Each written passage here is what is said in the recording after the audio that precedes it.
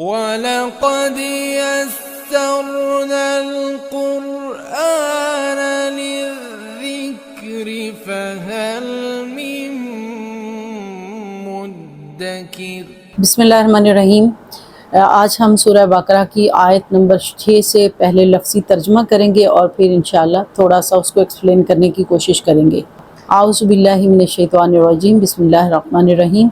ان الذین کفروا، ان بے شک الذین وہ لوگ کفروا جنہوں نے کفر کیا، سواء برابر ہے، علیہم ان پر، انذرتہم آپ انہیں ڈرائیں، ام یا لم نہ تنذرہم آپ انہیں ڈرائیں، یعنی ان الذین کفروا بے شک وہ لوگ جنہوں نے کفر کیا، سواء علیہم ان کے لیے برابر ہے، انذرتہم آپ انہیں ڈرائیں، ام لم تنذرہم یا انہیں نہ ڈرائیں، لا یؤمنون وہ ایمان لانے والے نہیں ہیں۔ آپ صلی اللہ علیہ وآلہ وسلم کو خطاب کیا جا رہا ہے اور یہ فرمایا جا رہا ہے کہ وہ لوگ جنہوں نے کفر کی روش اختیار کی ان کے لیے برابر ہے کہ آپ انہیں ڈرائیں یا نہ ڈرائیں، وہ ایمان لانے والے نہیں ہیں۔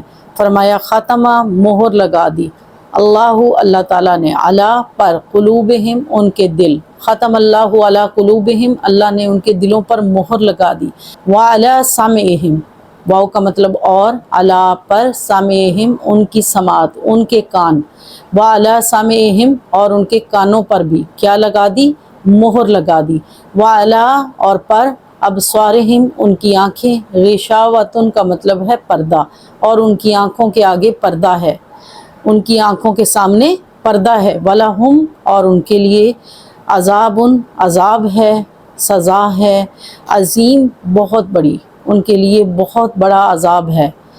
اور پھر فرمایا وَمِنَ النَّاسِ اور لوگوں میں سے کچھ ایسے بھی ہیں، وَمِن اور سے، الناس لوگ، من جو، یقولو کہتے ہیں، آمنا ہم ایمان لائے، باللہ اللہ پہ، وبالیوم الآخر اور یوم آخرت پہ۔ ان لوگوں میں سے کچھ ایسے بھی ہیں جو کہتے ہیں کہ ہم ایمان لائے اللہ پہ اور یوم آخرت پہ، وما ہم بمومنین حالانکہ وہ مومن نہیں ہیں۔ تو آج کے لیے بس ان دو آیات کو دیکھتے ہیں اور اس کی ایکسپلینیشن کرنے کی کوشش کرتے ہیں۔ اللہ رب العزت نے پہلی جو آیات ہم نے پہلے ڈسکس کی تھی، جہاں سے سورہ بقرہ شروع ہو رہی ہے، تو اللہ نے متقین کی 5 صفات بیان کی، وہ پچھلے لیکچر میں آپ نے سن لیا اور دیکھ لیا۔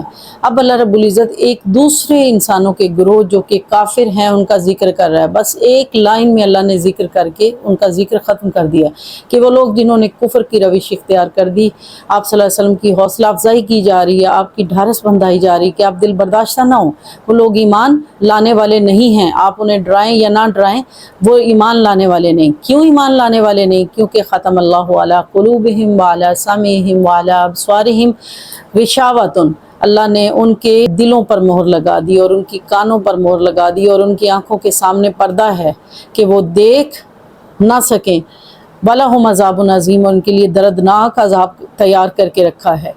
اللہ رب العزت اب کافروں کا ذکر کر رہا ہے کہ وہ کافر ہیں اور اللہ اپنے علم کے ذریعے، چونکہ وہ ہر چیز کا علم رکھنے والا ہے، قیامت تک کے ہونے والے واقعات کا اس کے پاس علم ہے اور اسے یہ پتہ ہے۔ اب انسان کو اس نے پیدا کیا اور انسان کو اس نے 2 آپشنز دیے، this is the right path and this is the wrong path.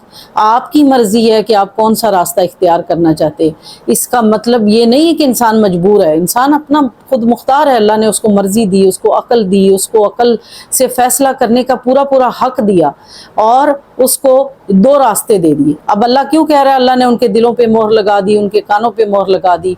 تو پھر کوئی سوال کر سکتا ہے کہ اللہ نے اگر ان کے دلوں پہ مہر لگا دی تو وہ تو حق بات کو قبول کرنے سے قاصر تھے، تو پھر اللہ انہیں سزا کیوں دے گا؟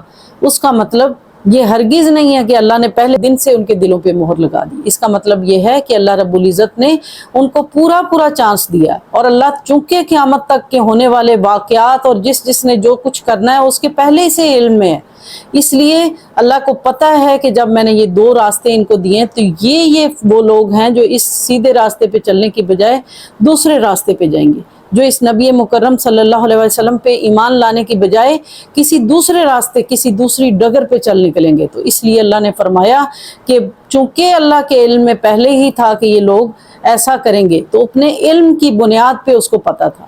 علم کی بنیاد پہ وہ بتا رہا ہے کہ ان کے لیے برابر ہے کہ آپ انہیں چاہے آپ انہیں ڈر سنائیں چاہے آپ انہیں ڈر نہ سنائیں، وہ ایمان لانے والے نہیں ہیں۔ اور آگے ایک بڑا امپورٹنٹ طبقہ اس کا ذکر کرنے جا رہا ہے اللہ تعالیٰ، اور یہ لمبا ذکر ہے۔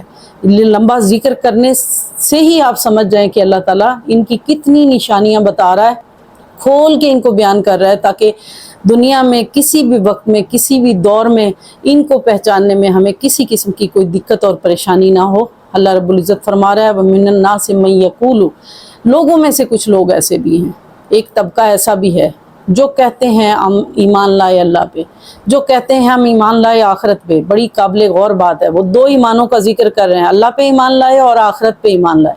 فرمایا وہ مومن نہیں ہے۔ اس میں کیا ایمان مسنگ ہے؟ رسول مکرم صلی اللہ علیہ وسلم پہ ایمان مسنگ ہے۔ وہ لوگ جو دعویٰ کرتے ہیں کہ ہم رسول پاک صلی اللہ علیہ وآلہ وسلم کی دہلیز تک پہنچ جائیں گے، جو لوگ یہ دعویٰ کرتے ہیں کہ رسول پاک صلی اللہ علیہ وسلم کی دہلیز تک پہنچے بغیر ہی ہم اللہ کی دہلیز کو پالیں گے، تو وہ غلط ہیں، وہ مومن نہیں ہیں۔ یہ اللہ رب العزت منافقین کے طبقے کا ذکر کر رہا ہے، جو اوپر اوپر سے کہتے ہیں کہ ہم ایمان لائے، حالانکہ دل میں ان کے بغض ہے رسول پاک صلی اللہ علیہ وسلم کے لیے، دل سے انہوں نے رسول پاک صلی اللہ علیہ وسلم کو تسلیم نہیں کیا۔ اس لیے اللہ نے ان کے دو ایمانوں کا تو واضح ذکر کر دیا کہ وہ یہ کہہ رہے ہیں کہ ہم اللہ پہ ایمان لائے اور یوم آخرت پہ ایمان لائے، اس میں رسول پہ کہیں ذکر نہیں ہے ایمان لانے کا۔ تو وہ لوگ کیا ہیں؟ وہ منافق لوگ ہیں۔